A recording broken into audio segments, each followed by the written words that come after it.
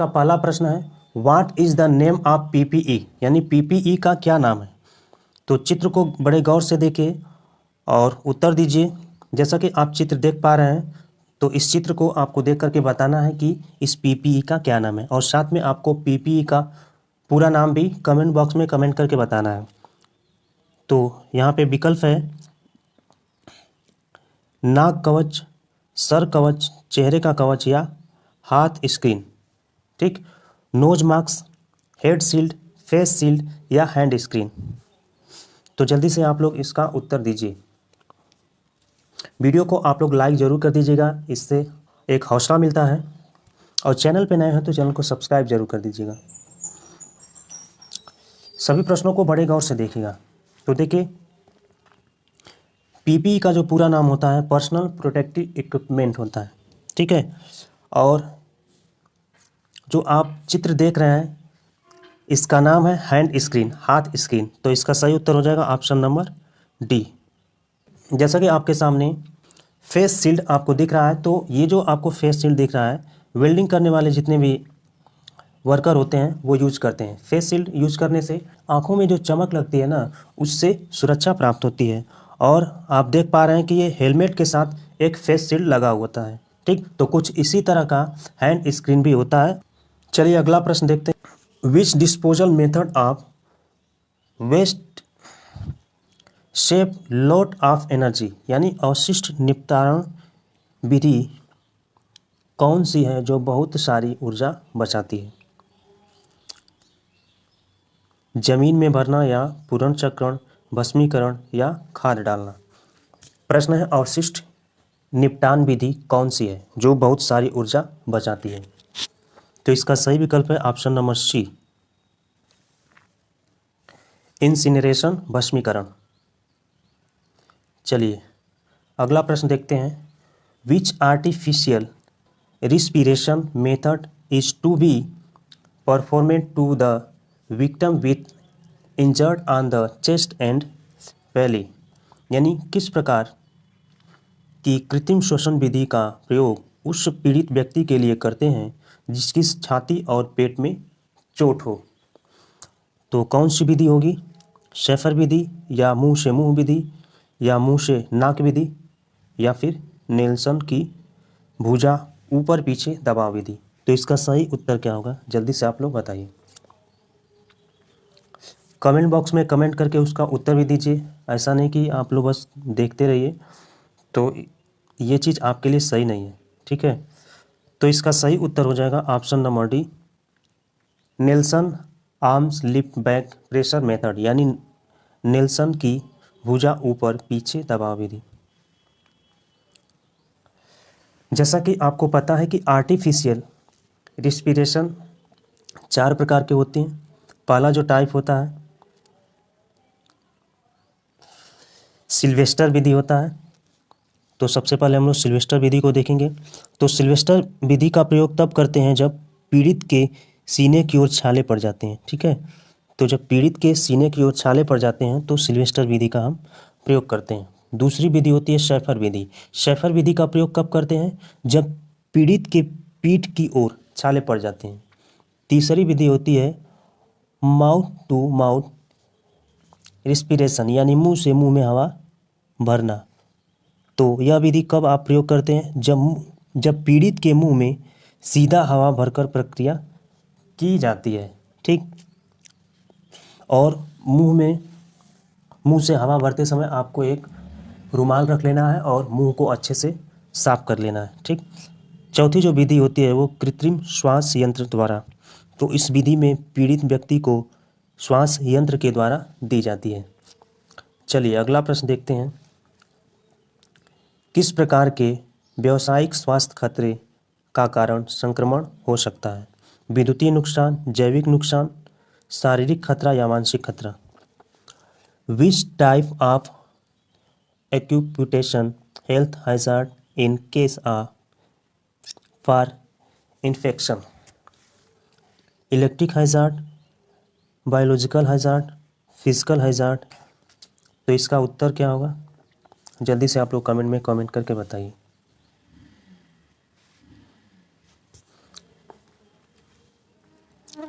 पहला उत्तर गलत है। ठीक, वित्तीय नुकसान नहीं है।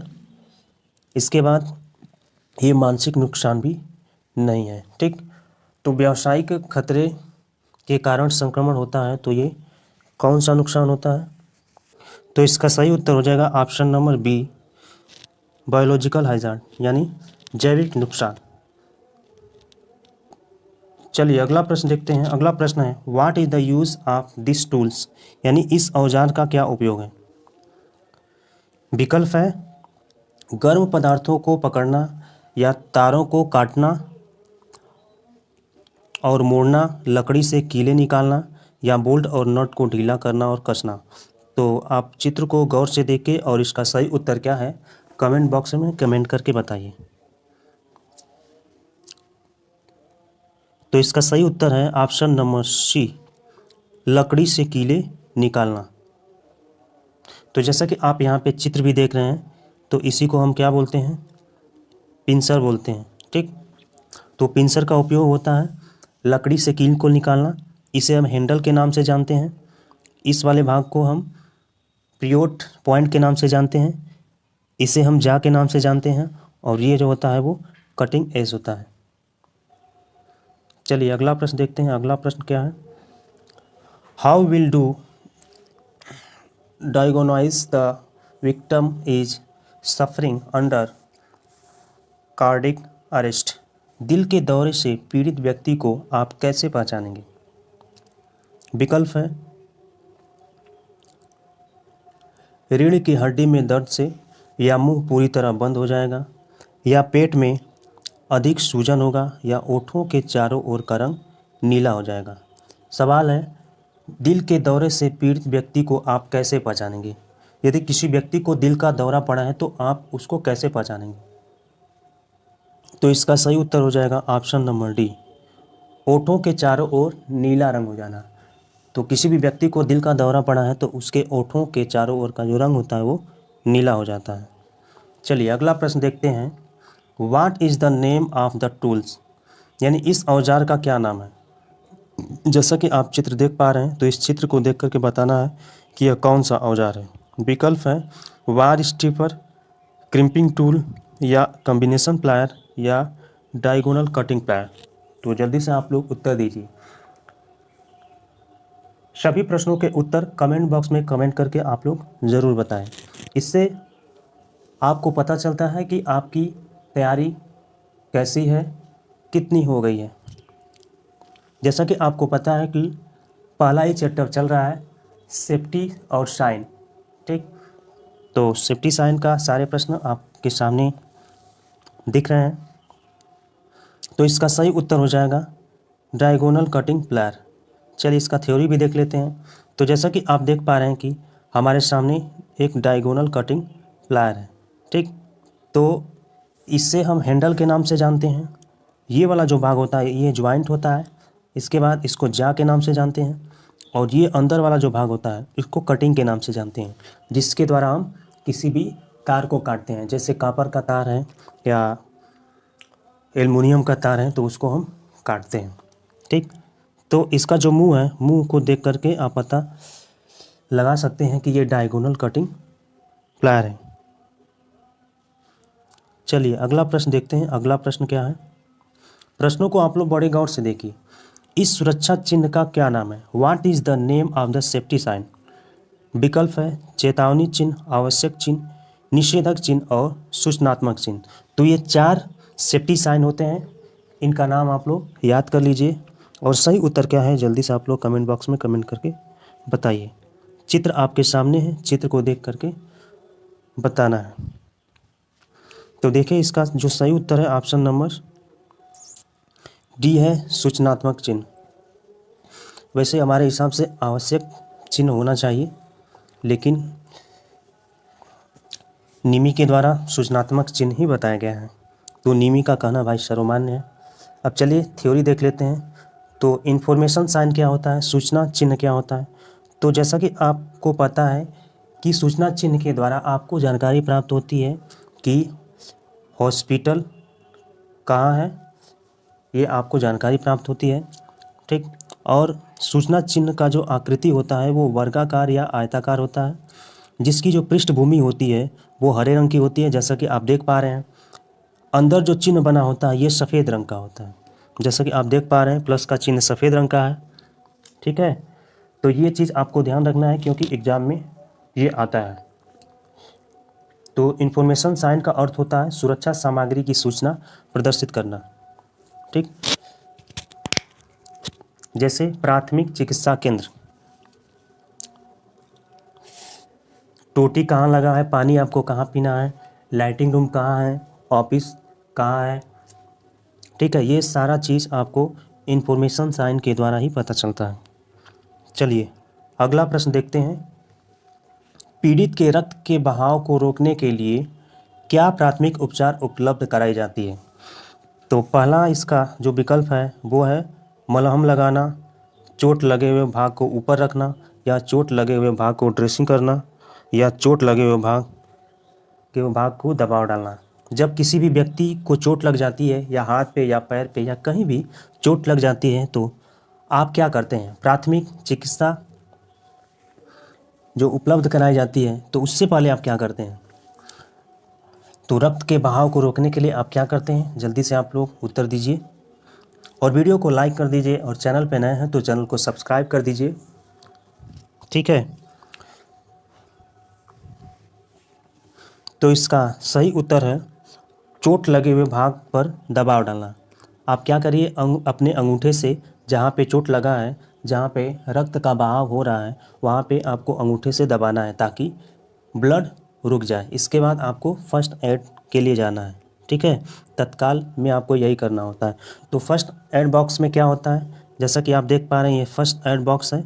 तो इस फर्स्ट एड बॉक्स में क्या क्या होता है? तो कार्टन बर्ड्स होता है, इसके बाद पिल्स होता है, इसका बाद बैंडेज होता है। ठीक, स्टिकिंग प्लास्टर भी होता है, मेडिसिन कुछ होती हैं। ठीक, और थर्मोमीटर भी आपको देखने को मिलता है। यदि आपको हाथ में चोट लग गई है तो ब्लड को रोकना है तो आपको क्या करना पड़ेगा? आपको प्रेस करना पड़ेगा, तेज़ी से आपको यहाँ पे क्या करना पड़ेगा? प्रेस करना पड़ेगा, तभी ब्लड रुकने की संभावना होती है। तो सबसे पहले आपको यही काम करना है, अपने अंगूठे से उसको दबाइए। इसके बाद फर्स्ट एड बॉक्स लाइए और उपचार करिए। अगला प्रश्न है, पीड़ित को बचाने हेतु क्या तात्कालिक कदम उठाना चाहिए यदि वह अभी भी विद्युत शक्ति स्रोत के संपर्क में है? तो आपको क्या करना है? तो हाथों द्वारा खींचें या धक्का दें। भाई ऐसा मत करिएगा, हाथ के द्वारा कभी भी खींचिएगा नहीं तो आप भी खींचा जाइएगा। ठीक है, इसके बाद अपने अधिकारी विद्युत झटके के बारे में जानकारी दें, या कोई अथॉरिटी कोई व्यक्ति है तो उसको आप जानकारी देंगे, ऑथराइज व्यक्ति है तो, या किसी को उस व्यक्ति को छुड़ाने हेतु बुलाना। भाई जब तक बुलाने जाएंगे तब तक वो उसका काम तमाम हो जाएगा। इसके बाद जो विकल्प है, संयोजकों को अलग करके शक्ति आपूर्ति को बंद कर दें। हाँ, आपको क्या करना चाहिए? जो संयोजक है तो संयोजकों को अलग करना है। ठीक, संयोजकों को अलग करके आपको क्या करना है? शक्ति आपूर्ति को बंद कर देना है। यानी आपके घर में जो मेन सप्लाई है या कंपनी में जहाँ से मेन सप्लाई है, तो आइसोलेटर आप जानते होंगे ट्रांसफार्मर पे लगा होता है, तो वहाँ जाइए और उसको अलग कर दीजिए। या इलेक्ट्रीशियन है तो इलेक्ट्रीशियन को बताइए, वो उसको कर देगा। ठीक, तो आपको सबसे पहले क्या करना है? विद्युत की आपूर्ति को बंद कर देना है। चलिए, अब इन भाई साहब को लगा है विद्युत का झटका, तो आप लोग गाना सुने होंगे, जोर का लगा झटका, यानी जोर का जब लगता है झटका तो इंसान की बुद्धि क्या होती है? चकरा जाती है और काम नहीं करती है। तो इन भाई साहब को विद्युत का झटका लग गया है। अब देखिए कैसे पकड़े हैं, इनको पकड़ना चाहिए प्लग, तो ये पकड़े हैं प्लग के नीचे वायर, और वायर वहाँ पे कटा हुआ है, और कटे हुए वायर पे जब आप हाथ से पकड़ेंगे और प्लग को जब स्विच बोर्ड में लगाएंगे तो जाहिर सी बात है कि आपको विद्युत का झटका लगेगा। तो इस परिस्थिति में आपको क्या करना है? आपका घर का जो मेन स्विच होता है उसको बंद कर दीजिए। यदि फ्यूज़ लगा है तो फ्यूज़ को बंद कर दीजिए, या एमसीबी लगा है तो एमसीबी को बंद कर दीजिए। ठीक है, जिससे कि घर की पूरी सप्लाई बंद हो जाए और ये भाई साहब बच जाए।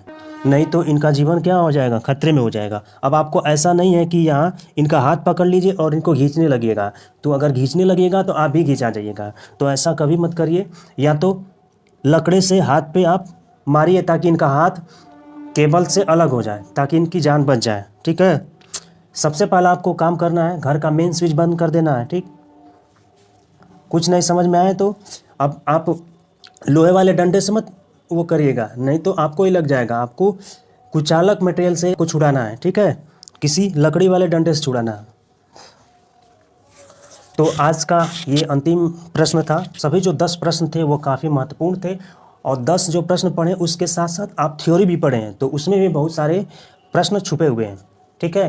तो आप ये मत मानिए कि आप 10 ही क्वेश्चन पढ़े हैं, आप समझिए 30-40 क्वेश्चन पढ़ चुके हैं, ठीक है। तो आपको क्लास कैसी लग रही है कमेंट बॉक्स में कमेंट करके ज़रूर बताइए, और वीडियो को लाइक कर